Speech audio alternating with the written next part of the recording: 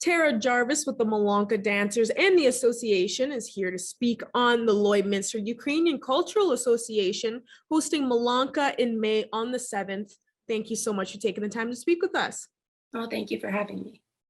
No, of course, no problem. We're glad we were able to have you on here and help get the word out for Malanka coming up here. It's time's moving fast, so I'm glad we're able to help get the word out.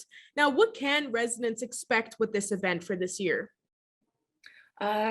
Typically a Malanka is in January, but because of COVID, we're hosting a smaller scale version. This version here we're having in May, you'll expect, your typical Ukrainian meal with your kubasa, cabbage rolls, pierogies, and then I think we're having cupcakes for dessert. And you'll also have a presentation of the Malanka dancers. And what are the proceeds going towards from this year's event? This is actually one of our two major fundraisers for our club. This one particular fundraiser, we decided with everything going on that we would like to have a portion of the proceeds go towards relief efforts in Ukraine. We are looking at a couple different foundations to see where the money, like the funds, would be best served. But we'll have a better idea once we know exactly what number we're looking at. Now, why has this event happened in the border city originally in previous years? What's usually involved in Malanka? And for people that may be unaware of what's all involved? January, Malanka is usually a Ukrainian New Year. So we celebrate the Ukrainian New Year with some of the more traditional dishes like the kutya and the goulash bread and stuff like that. And it is your typical dine and dance as well. This one here in May, we are also having a DJ, so there will be a dance and everything involved, but it's a little bit of a smaller scale, smaller venue, less seats available, but yeah, we're hoping it'll be a good time.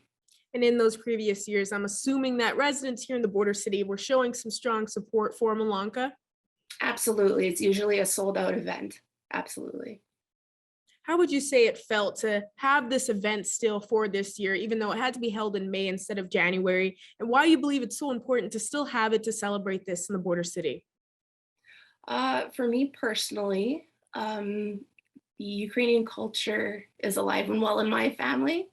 And it's nice to be able to share it with the rest of the community and keep the culture alive and keep the kids going and keep everybody involved.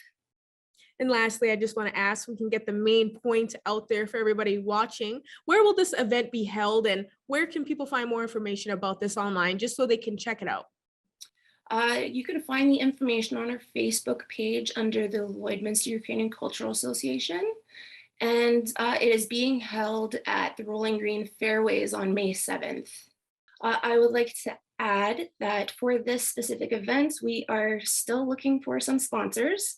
We are also always welcoming sponsors throughout the year to keep costs down for the kids to be able to dance.